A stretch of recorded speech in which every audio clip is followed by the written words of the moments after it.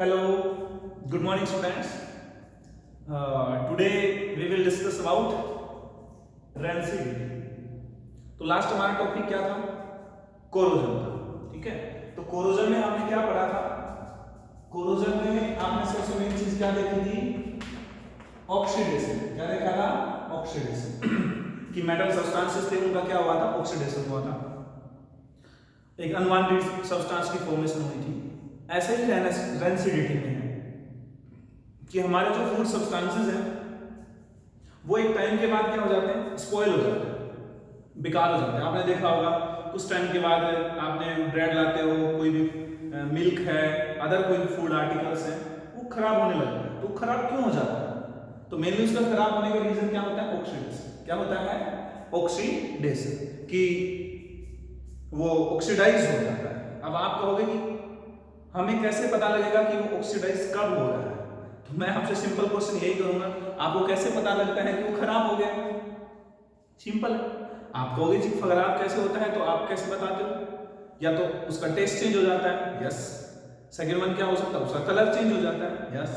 या फिर क्या हो सकता है? उसमें बहुत एक अनप्लीजेंट स्मेल आने लगती है। तो आप समझ जाओगे कि भाई ये क्या हो गया है? खराब हो गया। तो यही कैरेक्टर मेनली किसके हैं? ये फूड ऑक्सीडाइज होने के कैरेक्टर। अगर इस तरह के कैरेक्टर उसमें अपीयर हो रहे हैं, यानी कि उसमें से अनप्लीजेंट स्मेल आ रही है, उसके अंदर से टेस्ट उसका चेंज हो गया है, बेकार टेस्ट हो गया है, उसका कलर चेंज हो गया है, तो ये किसके कैरेक्टरिस्टिक्स हैं? ये मेनली ऑक्सीडेशन होने के हैं, कि उनका ऑक्सीडाइज हो चुका है। अब बोलोगे ऑक्सीडाइज क्यों हो जाते हैं? क्योंकि हमारे जो एयर है उसके अंदर ऑक्सीजन होती है, उसके लिए हमें कोई अलग से रिक्वायरमेंट होती नहीं ऑक्सीजन की। तो एयर के अंदर जब फूड एक्सपोज होता है तो उसकी वजह से क्या होता है? वो धीरे धीरे ऑक्सीडाइज हो जाता है। तो ये जो प्रोसेस है कंप्लीट कि फूड जो सब्सटेंसेस हैं, और मेनली कौन से फूड सब्सटेंसेस होते हैं? जो ऑयली या फैटी होते हैं। तो ऑयली या फैटी फूड सब्सटेंसेस का स्पॉइल हो जाना, खराब हो जाना या ऑक्सीडाइज्ड हो जाना, ये क्या कहलाता है? रेंसिडिटी कहलाता है। ओके, जैसे यहां पे लिखा भी हुआ है कि ऑयली और fat containing food substances get oxidized in the presence of air, इसकी प्रेजेंस में, एयर की प्रेजेंस में, resulting change in color और taste, या तो उनका कलर चेंज हो जाता है, टेस्ट हो जाता है, एंड अनप्लीजेंट स्मेल प्रोड्यूस, या उसमें से क्या होगी? एक अनप्लीजेंट स्मेल प्रोड्यूस होने लगती है ड्यू टू रेन एसिड। यहां पे मैंने वर्ड लिखा है ड्यू टू रेन एसिड। तो ये जो डिफरेंट स्मेल यानी बेकार स्मेल आ रही है, कलर चेंज हो रहा है, ये सब किसकी वजह से होता है? Rain acid. यानी कि जो एक सब्सटेंस फॉर्म हो रहा है बेकार का, उसी को हमने क्या नाम दे रखा है? यहाँ पे रेन एसिड नाम दे रखा है, और इस प्रोसेस को हमने क्या बोल रखा है? रेंसिडिटी। अब अगर आपसे कोई पूछता है रेन एसिड क्या होता है, तो आप बता सकते हो कि due to the rancidity the substance which is responsible for production of bad smell, change in color, change in taste is known as rain acid. उसी को हम क्या बोल सकते हैं? रेन एसिड बोल सकते हैं।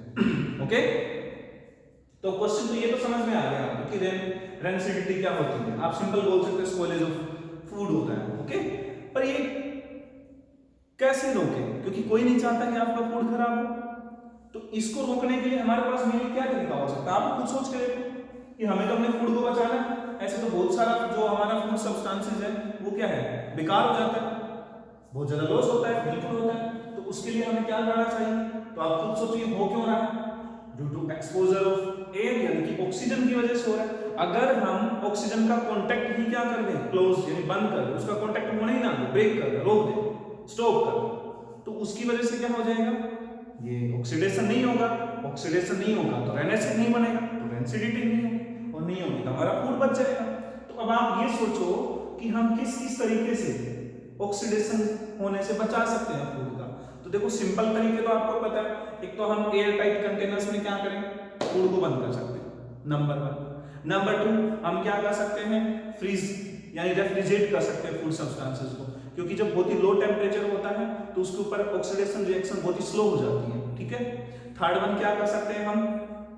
हम उसको एक्सपोजर ऑफ लाइट से प्रोटेक्ट कर सकते हैं, यानी कि एक डायरेक्ट अगर लाइट फूड सब्सटेंस पे गिरती है तो उसकी वजह से भी ऑक्सीडेशन रिएक्शन फास्ट हो जाती है। और अगर आपने ऑक्सीडेशन को क्या कर दिया है, रिएक्शन को स्लो करना है, तो आप लाइट का कांटेक्ट ब्रेक कर दो। 3 मेथड तो ये हो गए।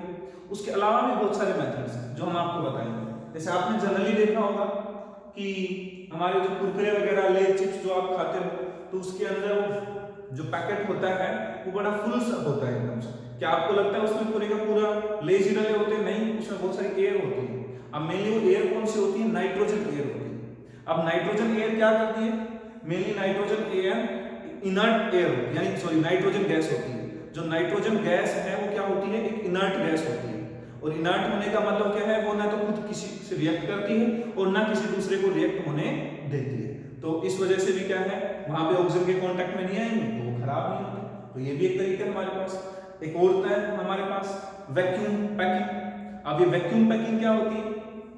अब वैक्यूम पैकिंग में मेनली क्या होता है कि हम फूड सब्सटेंसेस को वैक्यूम की प्रेजेंस में पैकिंग करते हैं। यानी वैक्यूम का मतलब ये होता है जिसके अंदर कोई मीडियम ही ना हो। ओके, जैसे हम यहाँ पे प्रेजेंट हैं, यहाँ तो एयर, बट वैक्यूम का मीनिंग क्या होगा? वहां पर कोई मीडियम नहीं होनी चाहिए, कुछ भी नहीं होता, कोई भी मैटर नहीं होता, ना एयर, कुछ नहीं होता है। जब वहां पे बिल्कुल एम्प्टी होता है, वो एयर भी नहीं होती, तो उसको हम क्या बोल देते हैं? वैक्यूम बोल देते हैं। ओके, और उसके अंदर जब आप पैकिंग करते हो तो वहां पे कोई भी क्या नहीं होता है? सब्सटेंस नहीं होती, एयर नहीं होती है, तो उसकी वजह से हम क्या कर सकते हैं? उसको प्रोटेक्ट कर सकते हैं। तो इनको 1 बाय 1 करके लिखते हैं। और हमारे पास कुछ क्या है? सब्सटेंसेस हमने ऐसे बना रखे हैं जो मेनली क्या करते हैं? ऑक्सीडेशन से प्रोटेक्ट करते हैं, यानी कि डीऑक्सीडाइजिंग सब्सटेंसेस जो ऑक्सीडेशन होने ही नहीं देते। तो मेनली अब हम डिस्कस किसके बारे में करेंगे? Methods which prevent residue. तो किसकी बात करेंगे हम? मेथड व्हिच प्रिवेंट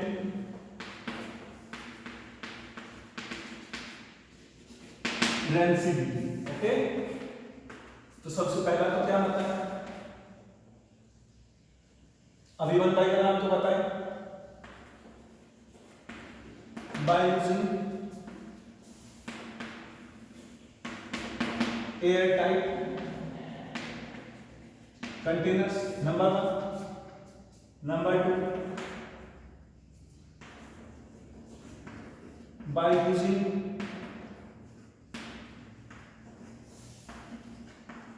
डीऑक्सीडाइजिंग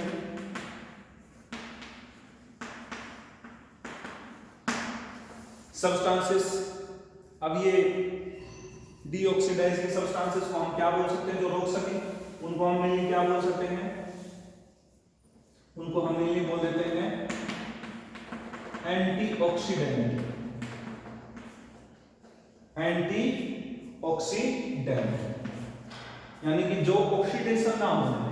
ओके, तो अपोजिट काम कर रहे हैं ना उनका, तो उनको हम क्या बोल देते हैं? एंटीऑक्सीडेंट। तो हमारे पास एक एंटीऑक्सीडेंट है लाइक BHA और BHT। ये हमारे क्या है? एंटीऑक्सीडेंट्स है, यानी कि ये क्या नहीं होने देंगे? ये फूड सब्सटेंसेस का ऑक्सीडेशन नहीं होने देते। तो इसमें आता है कि BHA क्या होता है? तो ब्यूटाइलेटेड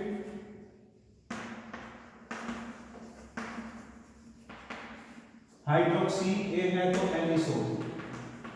ये एनिसोल एक ऑर्गेनिक कंपाउंड है, वैसे तो पूरा ही क्या है? ये ऑर्गेनिक कंपाउंड है। उसके बाद क्या है?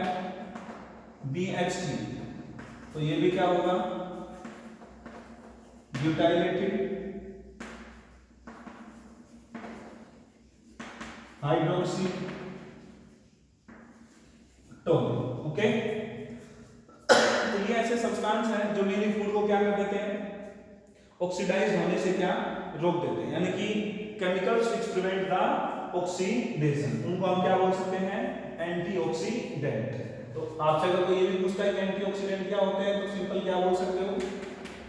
कोई पूछे आपसे कि एंटीऑक्सीडेंट क्या होता है, तो क्या लिखोगे? Chemicals which prevents oxidation. ठीक है, जो ऑक्सीडेशन को क्या करते हैं? रोकते हैं, उसको हम क्या बोल देते हैं? उनको हम बोल देते हैं एंटीऑक्सीडेंट। और अगर आप ज्यादा डिटेल में जाओगे तो मेनली एक फ्री रेडिकल रिएक्शन हो रही होगी ऑक्सीडेशन की वजह जाके क्या कर देते हैं, स्टॉप कर देते हैं। अब 2 मेथड्स हो गए। अब थर्ड आपका कौन सा आता है, तो सिंपल है, तो अभी बताया था आपको, बाय वैक्यूम पैकिंग। क्या लिख सकते हो, बाय वैक्यूम पैकिंग। अभी आपको बता ही दिया वैक्यूम पैकिंग का मतलब क्या होता है कि हम जब फूड सब्सटेंसेस की पैकिंग कर रहे होते हैं तो किसकी प्रेजेंस में करेंगे, वैक्यूम, यानी कि एक ऐसा एनवायरनमेंट जिसमें कोई भी मीडियम ही नहीं है। तो वहां पर क्या हो जाएगा, जब कुछ प्रेजेंट ही नहीं रहेगा तो फूड सब्सटेंसेस हैं उसके अंदर एयर जा ही नहीं सकती। यानी कि जब हम सब्सटेंस बनाते हैं तो पैक करने के बाद उनकी सील कर रहे होते हैं, सीलिंग कर रहे होते हैं, तो वो हाफ इन्वायरमेंट कैसा होना चाहिए, वैक्यूम वाला होना चाहिए, ताकि उसमें कोई भी एयर की एंट्री ना हो सके। उसके बाद बाय यूजिंग रेफ्रिजरेटर, ये लिख सकते हो आप कि रेफ्रिजरेटर का यूज करके। और रेफ्रिजरेटर का मतलब यहाँ पे क्या होता है कि जो बहुत लो टेम्परेचर पे रखा जाएगा फूड सब्सटेंस को, और जो फूड सब्सटेंसेस को बहुत ही लो टेम्परेचर पे रखा जाता है तो उसकी वजह से क्या होता है, ऑक्सीडेशन रिएक्शन बहुत ही स्लो हो जाती है, वो जल्दी से होती नहीं है। उसकी वजह से फ्रीज में जो फूड सब्सटेंसेस हैं, जो फूड स्टफ है हमारा, वो लंबे समय तक क्या होता है, सेफ रहता है, उसके अंदर कोई भी बैड स्मेल प्रोड्यूस नहीं होती। ठीक है। और एक बताया था आपको सनलाइट से दूर रखना होता है, तो आप सिंपल क्या लिख सकते हो, by protecting food from direct sunlight,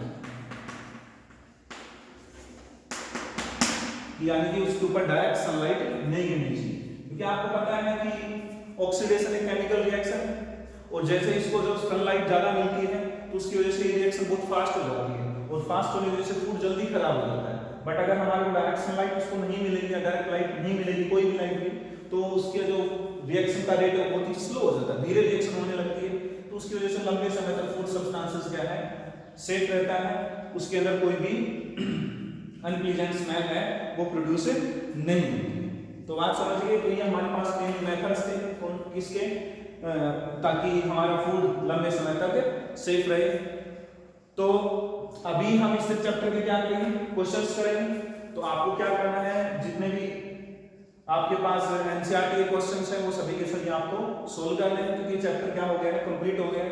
इसमें अगर कोई भी टॉपिक आपको लगता है कि नहीं समझ में आए तो आप मेरे से डायरेक्ट पूछ सकते हो। Okay, thank you.